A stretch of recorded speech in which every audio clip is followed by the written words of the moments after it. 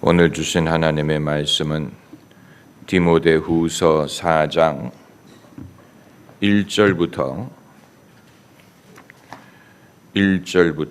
5절까지 말씀입니다. 디모데후서 4장 1절부터 5절, 신약 성경 345면 4장 1절부터 5절까지 함께 읽겠습니다. 하나님 앞과 산자와 죽은 자를 심판하실 그리스도 예수 앞에서 그의 나타나실 것과 그의 나라를 두고 엄히 명하노니 너는 말씀을 전파하라. 때를 얻든지 못 얻든지 항상 힘쓰라. 범사에 오래 참음과 가르침으로 경책하며 경계하며 권하라. 때가 이르르니 사람이 바른 교훈을 받지 아니하며 귀가 가려워서 자기의 사욕을 쫓을 스승을 많이 두고 또 그 귀를 진리에서 돌이켜 허탄한 이야기를 쫓으리라. 그러나 너는 모든 일에 근신하여 고난을 받으며 전도인의 이 일을 하며 내 직무를 다하라. 아멘. 대한민국 사회가 경제적으로나 정치적으로나 외교적으로 불안정해지고 대책이 보이지 않게 되면서 아마 국민들의 심리도 불안해지고 낙관적인 생각보다는 암울한 생각을 하는 사람들이 더 많아질 수 있습니다.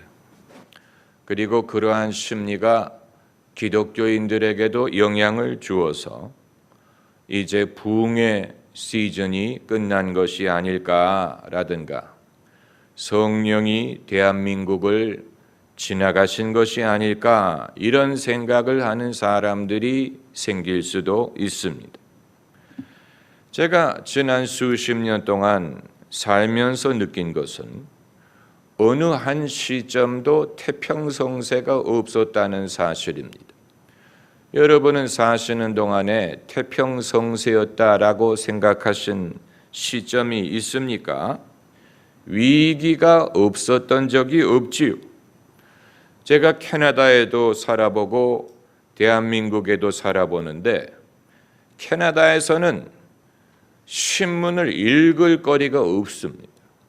신문의 일면을 장식하는 일들은 그나마 외국에서 일어난 일이 일면 뉴스가 되지 않는다면 무슨 북극곰이 어느 동네에 나타나서 쓰레기통을 먹었다든가 어디에 자동차가 이중 추돌 사고가 일어났다든가 그러니까 나라가 하도 사건이 없다 보니까 사람들이 별로 뉴스에 관심을 가질 필요가 없고 정치에 관심을 가질 필요가 없고 정치에 대해서 흥분할 일이 없고 누구를 뽑든 그 사람이 그 사람이고 나라가 그렇게 바뀔 일이 없고 국가의 정책에 대해서 외교에 대해서 무슨 전쟁에 대해서 흥분하고 말할 거리가 없는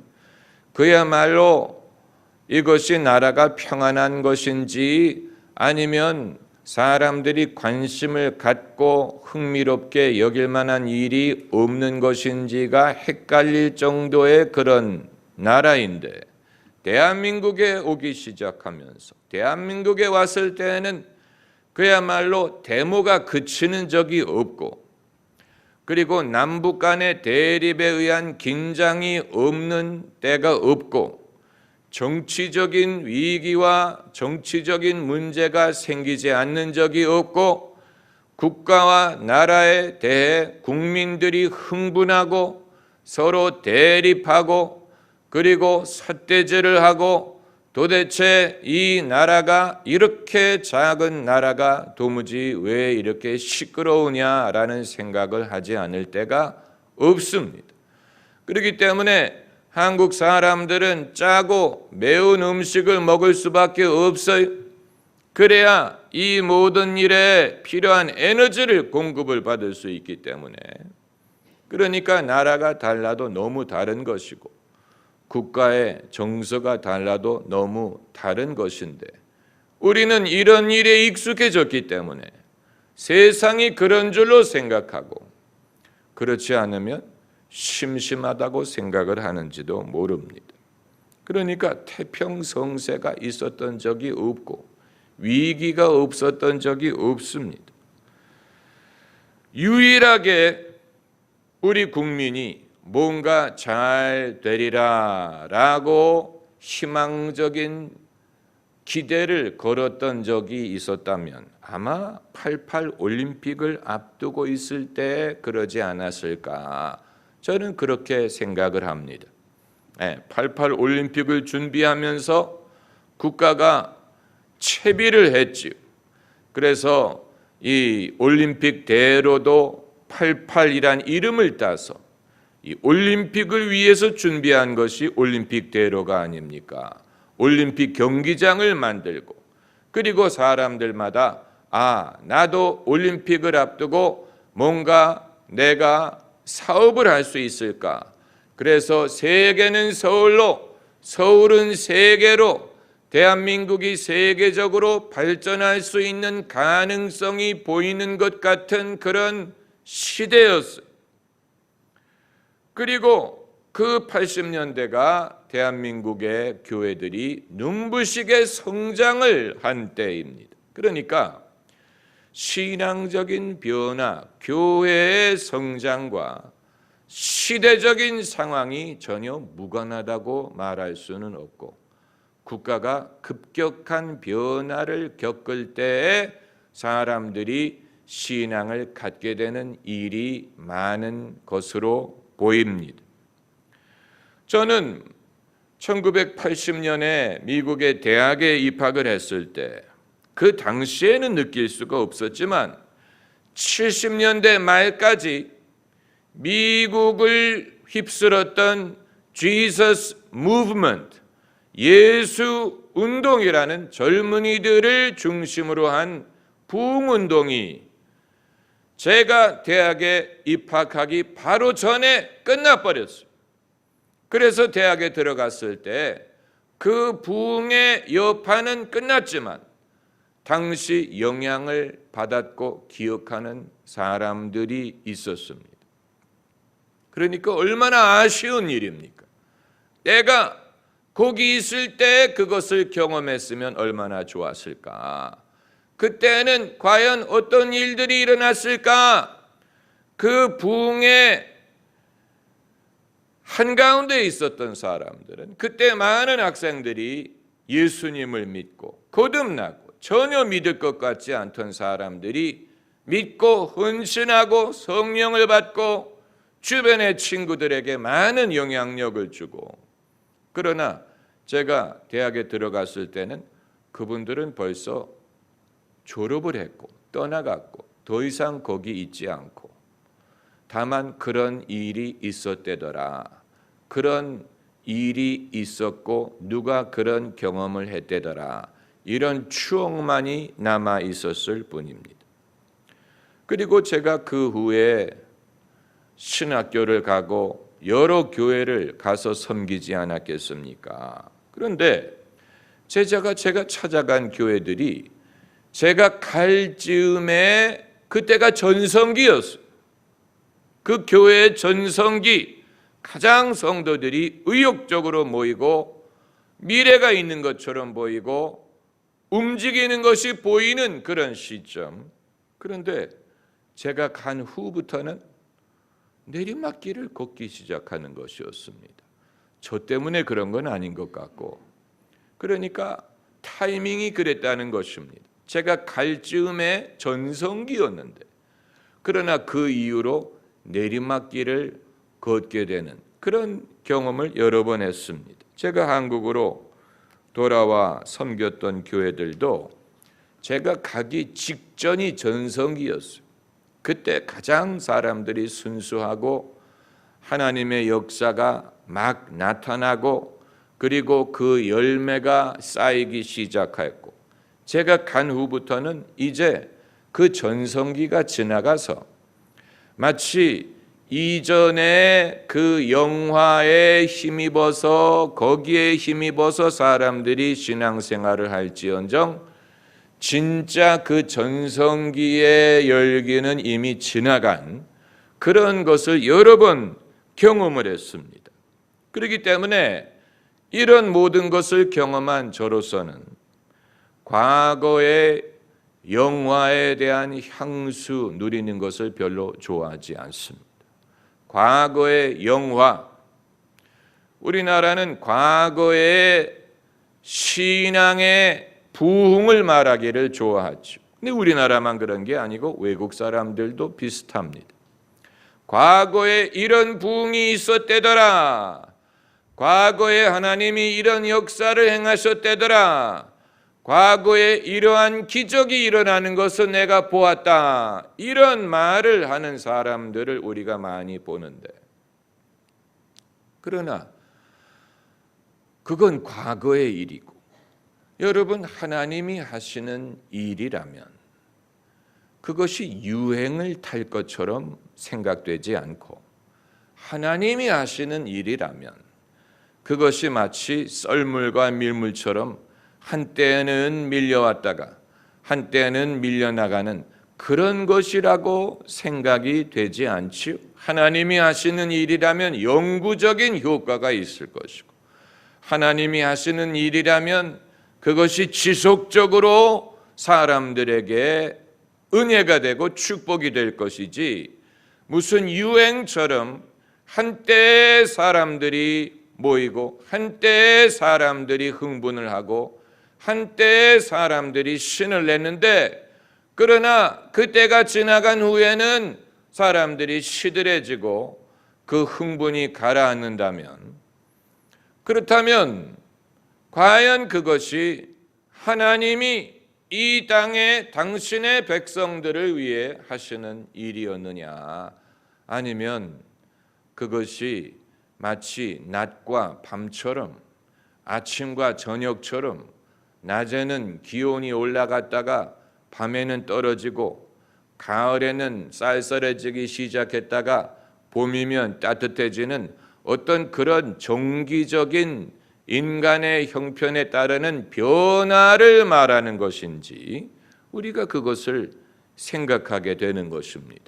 오늘 본문의 사도 바울이 디모데에게 이제 엄한 분부를 하는데, 사실 분부한 내용 자체는 그렇게 대단하게 느껴지지 않는데, 분부를 하면서 사도 바울이 엄청나게 힘을 주는 것입니다.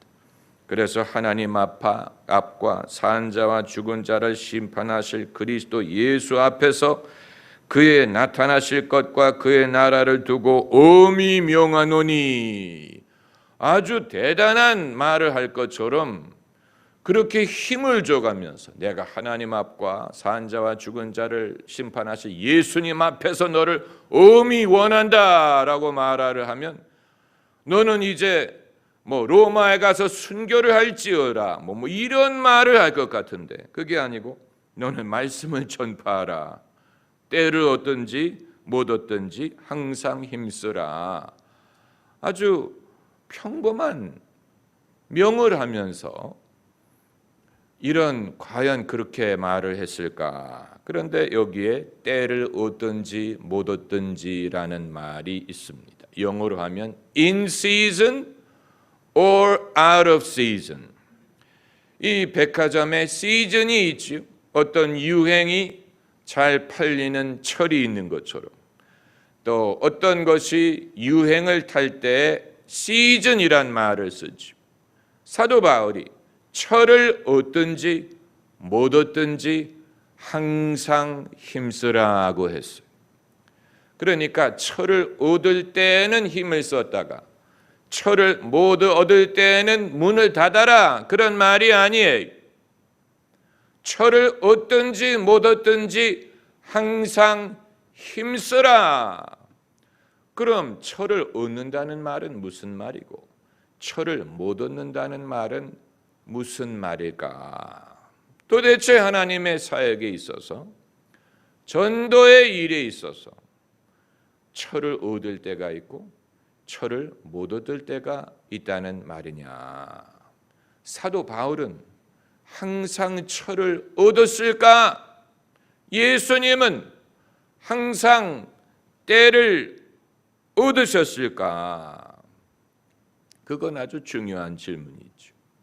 예수님이 가나의 혼인잔치에서 마리아가 포도주가 없나이다 라고 말씀드렸을 때 뭐라고 대답하셨습니까? 내 때가 아직 이르지 못하였나이다. 예수님도 당신의 때에 대해 말씀하셨어요. 그럼 예수님은 언제 당신의 때를 얻으셨을까? 사람들이 많이 모이기 시작할 때 그때가 예수님의 때였을까? 사람이 천장을 뚫고 이 중풍병자를 달아내렸을 때 그때가 예수님이 때를 얻은 시점이었을까? 아니면 광야에서 오병이어로 남자만 5천 명을 먹이셨을 때 그때가 예수님의 때였을까? 언제가 예수님의 때였을까? 반대로 예수님이 때를 못 얻으신 때도 있었을까? 가룟 유다가 당신을 배신했을 때 그때가 예수님이 때를 얻지 못한 시점이었을까? 아니면 오병이어의 기적을 얻었던 사람들이 예수께서 나는 하늘에서 내려온 떡이니 내 살을 먹고 피를 마시지 아니하면 너에게 생명이 없느니라, 이 말씀을 듣고 이 말은 어려운 말이로다 누가 받아들일 수 있을까 하고 떠나갈 때 그때가 예수님이 때를 못 얻으신 때였을까? 여러분, 우리가 생각을 하게 만들지요. 아마 예수님이 정말로 당신의 때를 얻은 시점은 부활하신 시점이었을 거예요. 그때가 정말 당신의 영광을 얻는 시점이었어요. 그 이전에 예수님이 누리셨던 모든 것은 그건 영광이 아니었어요. 그래서 성령이 아직 사람들과 있지 아니하니 이는 예수께서 아직 영광을 받지 아니하신 고로. 영광, 예수님이 언제 영광을 받으셨다는 말이냐? 죽으시고 부활하실 때, 그때가 예수님이 영광을 얻으신 때입니다. 그때가 바로 예수님의 때예요. 예수님이 기다리셨던, 인내하고 기다리셨던 그 때가 무슨 사람들이 많이 모여서 5천 명을 먹이고 사람들의 이적과 기사가 일어나고 그때를 예수님이 당신의 때라고 부르신 것 같지 않고, 만약에 그 때를 예수님이 당신의 때라고 규정하셨다면 그건 오래가지 못한 것입니다. 그 5천 명이 오랫동안 예수님을 따른 것이 아니에요. 그 사람들이 항상 주님을 이해하고 순종한 것이 아닙니다. 사람의 인기, 사람의 숫자, 사람의 평판, 사람들 간의 위치, 위상, 이런 것을 가지고 때라고 생각을 한다면 그것은 지극히 짧은 것이고, 그리고 그것은 지극히 조건적인 것이고, 얼마든지 조건이 달라지면 상황이 바뀔 수 있는 그런 것입니다. 그것을 때라고 부르실 것 같지 않아요. 예수님의 때는 아직 안 왔다고 말할 수도 있습니다. 왜냐하면 예수님이 재림하실 때, 그때에 비로소 예수님이 왕의 왕, 주의 주로 높임을 받으실 것이기 때문입니다. 예수님은 그때를 기다리고 계세요. 모든 만물의 마지막이 된 그때, 모든 것을 다 이루시는 그때, 알파요 오메가, 처음과 나중이라고 말씀하셨는데, 나중이 되는 그때 모든 사람이 예수님을 구주로 고백하는 그때가 정말 예수님이 그때를 기다리시죠. 그때가 되면 당신의 모든 일이 다 이루어지죠. 그러나 그때는 아직 오지 않았어요. 예수님도 그때를 기다리고 계십니다. 오래 참고 기다리셔. 예수님에 대한 얘기. 예수님이 오래 참고 기다리십니다. 예수님이 그러하시다면 우리가 우리의 때를 말하는 것은 그것은 경솔한 것일 수 있습니다. 예수님도 당신의 때를 기다리시고 오래 참고 기다리시는데 우리가 우리의 때를 말한다면 무엇을 가리키는 것입니까? 내가 어떤 성과를 얻으면 내 때가 온다는 것입니까?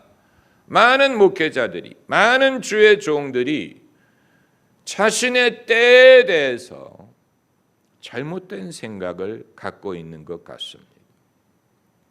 저는 부족한 종으로서 되돌아보면 때를 얻지 못했던 때가 얻었던 때보다 더 많습니다. 때를 얻지 못했다라는 말은 별로 풍성한 추수를 얻지 못하고 기대했던 그런 성과를 얻지 못하고 그리고 과연 이 일을 위해 부르신 것인가? 이 일을 하라고 시키신 것일까? 이 일이 사명의 전부라는 말일까라는 생각을 할 때, 그러니까 아직 때가 온 것 같지 않다. 아직 나는 준비하고 아직 나는 기다리고 아직 나는 순종할 뿐이다. 그렇기 때문에 기다린다라는 말은 신앙에 있어서 뗄래야 뗄 수 없는 요소입니다. 믿는 사람은 기다리는 것이 있습니다. 기다리지 않는 사람은 믿지 않는 것입니다. 기다린다는 말은 기도의 응답이 오기를 기다린다는 뜻뿐만이 아니고 내 소원이 이루어지는 것을 기다린다는 뜻뿐만이 아니고 내 믿음의 열매가 나타나기를 기다린다는 것뿐만이 아니고 기다린다는 것은 인격적인 것으로서 하나님을 기다리는 것입니다. 하나님을 기다리는 것입니다. Waiting on the Lord. 하나님을 기다리는 중에 하나님을 기다리노라면 당연히 하나님이 하시는 일을 경험하게 될 것이고 하나님의 뜻을 알게 될 것이 아닙니까? 하나님의 뜻만을 기다리는 게 아니에요. 하나님을 기다려야 돼. 예수 그리스도를 기다려야 돼. 신랑을 기다리는 마음으로 주님을 기다리는 것입니다. 주님이 일하실 줄을 믿고 주님의 신실하심을 믿어야 됩니다. 우리는 우리의 믿음을 믿는 게 아니에요. 나의 믿음을 믿는 게 아니에요. 내 믿음을 신뢰하는 게 아니에요. 나는 믿음이 좋으니까, 나는 믿음이 크니까 내 믿음이 역사할 거야. 자기 믿음을 믿는 게 아니에요. 주님을 믿는 것이죠. 주님을 믿는 것이죠. 그렇기 때문에 때로는 주님이 어떤 목적을 갖고 계시고 어떤 뜻을 갖고 계신지 우리가 모르나 그렇기 때문에 주님을 기다리는 것입니다. 주님이 오실 텐데, 주님이 역사하실 텐데, 주님이 당신을 드러내실 텐데 주님을 기다리는 것입니다. 주님을 인격적인 것입니다. 어떤 thing, 어떤 일, 어떤 사건, 어떤 한 이 제목 이것을 기다리는 게 아니고 주님을 기다리는 것입니다. 그래서 주님이 나와 함께 해 주시면 이것도 하고 저것도 하게 될 것이고 주님이 나와 함께 하신다면 이런 복도 주시고 저런 복도 주실 것이지만 그러나 만일 내가 주님을 떠나가 버리면 내가 주님과 멀어져 버리면 주님과의 관계가 사무적이 돼 버리면 다시 말하면 주님을 기다리기보다는 그냥 사무적으로 뭐 이런 기도, 저런 기도, 뭐 이런 뭐 소원, 저런 소원, 이것 이외에는 마치 한강다리처럼 강남과 강북이 나뉘어 있어서 한강다리 몇 개로 오가고 연결되어 있지 않습니까? 주님과 우리의 사이가 마치 몇 개의 기도 제목이라든가 몇 개의 어떤 공동의 관심사만으로 연결이 되어 있다면 그 사람은 주님과 함께하는 게 아니고 가까운 게 아니에요. 이해관계로 연결이 되어 있는 것뿐이죠. 그러나 그게 아니고 강남과 강북은 뭐 땅이 움직일 수 없지만 주님과 우리 사이는 내가 주님을 기다리는 것이고 주님과 함께하기를 소원하는 것이고 그리고 그렇게 하노라면 주님이 이 일도 하시고 저 일도 하시고 또 인도하시고 하나님이 하실 일을 우리가 알 수 있게 될 것이 아닙니까? 그러니까 그리스도인들은 너무 염려가 많아요. 너무 염려가 많아요. 염려할 이유가 어디 있습니까? 주님이 뭘 하실지 모르겠다. 그게 염려거리입니까? 마치 주님 대신 염려하는 것입니까? 주님이 하시는 일이 뭐 성령이 지나간 것 같다. 성령은 바람과 같은데 바람이 한 번 지나가고 완전히 지나간 적 본 적이 있습니까? 바람은 그런 존재가 아니에요. 바람은 고기압이 있다가 저기압이 있다가 고기압에서 저기압으로 불어가고 바람이 없는 것 같다가 불어오고 성령이 바람과 같은 것이지 마치 무슨 뭐 아프리카 대륙에 50년 동안 바람이 불지 않더라. 이거 불가능한 일입니다. 불가능한 일입니다. 그럼 지구 전체 바람이 없어야 돼. 그렇기 때문에 오늘 본문 말씀이 그냥 지나가는 말로 열심히 해, 열심히 하라고 이런 식의 코칭이라고 보면 안 돼. 그런 코칭을 하기 위해 사도 바울이 살아계신 하나님과 산 자와 죽은 자를 심판하실 그리스도 예수 앞에서 엄하게 명하노니 하면서 코칭을 하겠어요. 그렇지 않습니까? 그러니까 이게 무슨 말이냐? 때를 얻든지 못 얻든지 그게 도대체 무슨 말이냐? 때를 얻든지 못 얻든지 그 말은 하나님의 은혜는 항상 신실하시기 때문에 지금이 어떤 때인지를 염려하지 말고 늘 성실한 마음으로 애쓰라는 말입니다. 그래서 항상 힘쓰라. 범사의 오래 참음과 가르침으로 경책하고 경계하며 전하라. 지금이 어떤 때인지를 내가 알 필요가 없어요. 알면 어떻게 하겠습니까? 알면 뭘 하게? 항상 기도하는 마음으로 항상 하나님이 도와주시지 않으면 안 됩니다. 하나님이 함께해 주시기를 바랍니다. 우리는 늘 연약합니다. 주님의 은혜만을 의지합니다. 저희는 늘 연약합니다. 늘 간절한 마음을 가지고 그게 아니고 여유롭게 주님 이제 비로소 부흥의 때가 이르렀으니 주여 말씀만 없어서 제가 그것을 능히 이루리이다. 이런 게 아니에요. 언제부터 사람들이 예수 그리스도의 일에 있어서 이렇게 여유를 가질 수 있다는 말입니까? 늘 주여 우리를 도우소서. Help us. Help us. 주여 우리를 도우소서. 우리의 연약함을 기억하옵소서. 늘 간절한 마음으로 주님의 은혜가 없이는 우리가 아무것도 할 수 없고 주님이 능력 주시는 가운데 모든 것을 알 수 있는 이것을 말하는 것입니다. 때를 얻든지 못 얻든지 때가 어떠하냐라는 것을 염려할 필요가 없어요. 오늘날 우리나라의 국민들이 너무 염려를 많이 해요. 그래서 뭐 성장의 때는 지나갔다느니, 무슨 뭐는 지나갔다느니, 이제는 미래의 꿈을 갖기가 어렵다느니, 정답은 다 알고 있어요. 완전히 척척박사예요. 완전히 세상을 꿰고 있어요.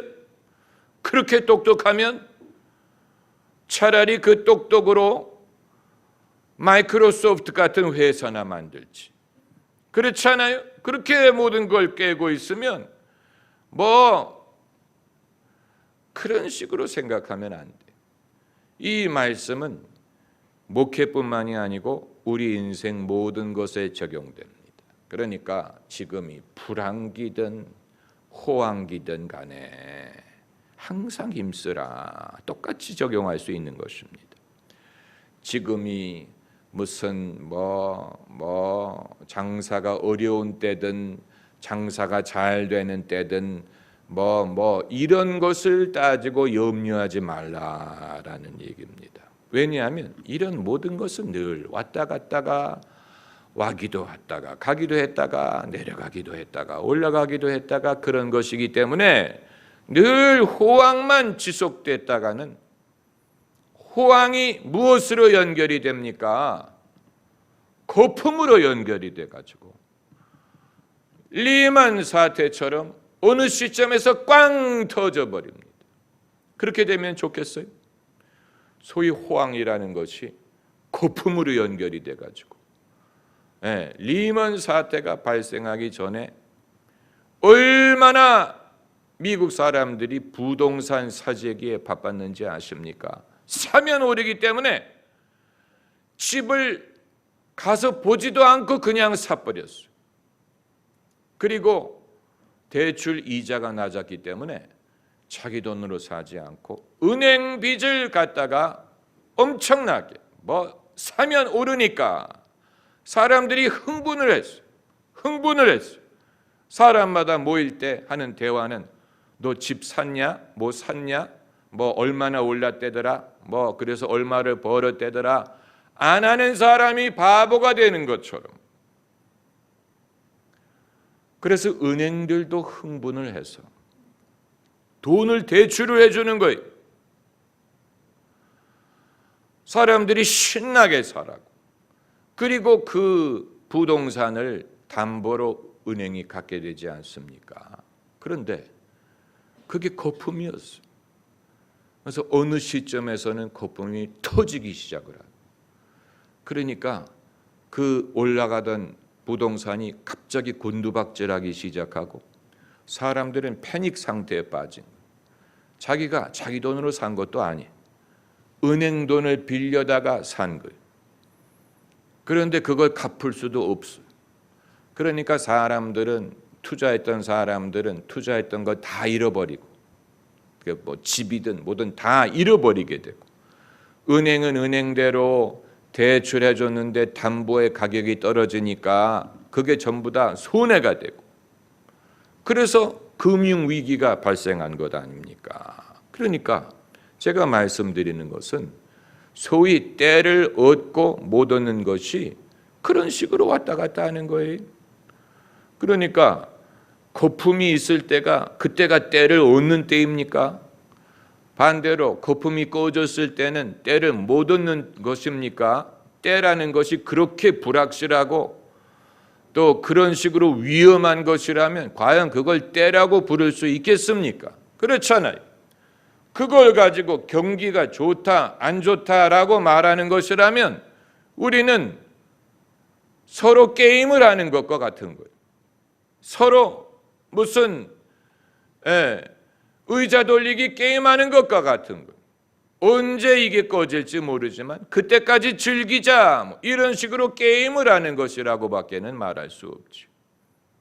과연 그걸 가지고 무슨 경기가 좋고 나쁘다라는 것을 말할 수 있을 것이냐. 그것보다는 그런 것을 따지지 않고 바울이 말한 것처럼 늘 성실하고 늘 자기 할 일을 열심히 하고 욕심을 부리지 않고 허영을 쫓지 않고 또 겸손하게 판단을 하고 자기의 자기의 능력 밖의 일을 욕심을 부리지 말고 그렇게 되면 이게 거품이 올라가든 거품이 꺼지든 상관이 없을 것 아닙니까? 신앙도 마찬가지. 많은 사람들은 흥분해서 믿는 것을 좋아합니다. 그렇기 때문에 사람들이 모이는 교회가 인기가 있는 이유는 사람들이 흥분합니다. 신이 나는 것 같습니다. 뭔가 하나님이 나에게도 엄청난 일을 하시는 것처럼 느껴집니다. 그러나 하나님은 그런 식으로 일하시는 분이라고는 말할 수 없어요. 만약에 그게 그 흥분이 꺼지고 그 시기가 지나가고 시들해지면 그럼 하나님이 없어졌다는 얘기가 되는 것입니까? 그렇게 생각할 수 없죠. 그렇게 생각할 수 없습니다. 우리는 그런 어떤 이 왔다 갔다 하는 그 때에 좌우되는 사람이 아니고 때를 얻든지 못 얻든지 어떻게 힘쓰라? 항상 힘쓰라. 변찮는 신앙의 모습을 말하는 것입니다. 변찮는 신앙의 모습, 변찮는 세상 물정은 나날이 갈리어도 나는 내 믿음 지키리니. 세상 물정이 항상 부정적으로만 바뀌는 게 아니에요. 어떨 때는 사람들이 신앙에 관심을 갖는 것처럼 보일 때도 있다가 신앙에 관심이 없는 것처럼 보일 때도 있어요. 왜 그러는지는 알 수 없어요. 왜냐하면 저는 그런 적이 없기 때문에 저는 그런 식으로 예수님을 믿은 적이 없어요. 한 번 믿기 시작한 후에는 한결같이 주님을 섬겼을 뿐이지 분위기에 따라서 요즘은 은혜가 좀 시들었대. 요즘은 은혜가 많대. 남의 말 하듯이 그건 성령을 모르는 것입니다. 성령을 모르는 제가 아는 주님은 늘 한결같은 분이 하나님은 바뀌지 않았어요. 예수 그리스도는 바뀌지 않았어요. 여전히 똑같은 예수님이 저도 마찬가지 저도 바뀌지 않았어요. 17살에 처음 믿었을 때나 26살에 신학교 가기로 정했을 때나 31살에 목사 안수를 받았을 때나 40살에 교회를 개척했을 때나 그리고 이제 70을 바라보는 지금 이 시점이나 똑같아요. 저는 바뀌지 않았어요.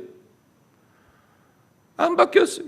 똑같은 사람, 똑같은 믿음이 좀 더 경험을 쌓았을 수는 있고 요령을 배웠을 수는 있고 또 사람들의 겉모습에 별로 좌우되지 않는 그런 변화가 있을 수는 있지만 그러나 똑같은 믿음과 똑같은 마음과 한결같은 마음으로 주님을 섬기고 있는 것입니다. 그리고 기다리는 것입니다. 기다리는 것. 주님이 부르셨기 때문에 주님이 하실 일이 있으리라고 보고 기다리는 것. 제가 늘 기도하면서 프랑스어로 기도를 하는 것처럼 언어 연습에 도움이 되는 게 없어요. 왜냐하면 사람은 말할 대상이 없잖아요. 누구랑 프랑스어로 대화를 합니까? 그러나 기도를 하면 아주 좋은 Je vous entends. 그 말은 나는 주님을 듣습니다. Je vous attends. 나는 주님을 기다립니다. 얼마나 좋은 말입니까? 얼마나 적절한 말입니까? Je vous attends. 뚫러몽, 빡두 항상 저는 주님을 기다립니다. 기다리는 것. 기다리는 것. 주님이 어떻게 역사하실지, 주님이 무엇을 명하실지, 주님이 어떤 방향으로 움직이실지 기다리는 것. 기다려. 항상 힘쓰라. 범사에 오래 참음과 가르침으로 경책하며 경계하며 또 너는 모든 일에 근신하여 고난을 받으며 전도인의 일을 하며 내 직무를 어떻게 하라? 다 하라. 한번 따라 내 직무를 다 하라. 여러분의 직무를 때를 얻든지 못 얻든지 다 하는 사람, 그 사람이 충성된 종. 잘하였도다 착하고 충성된 종아, 이런 칭찬을 얻을 수 있을 것입니다. 할렐루야. 기도하십시다. 할렐루야.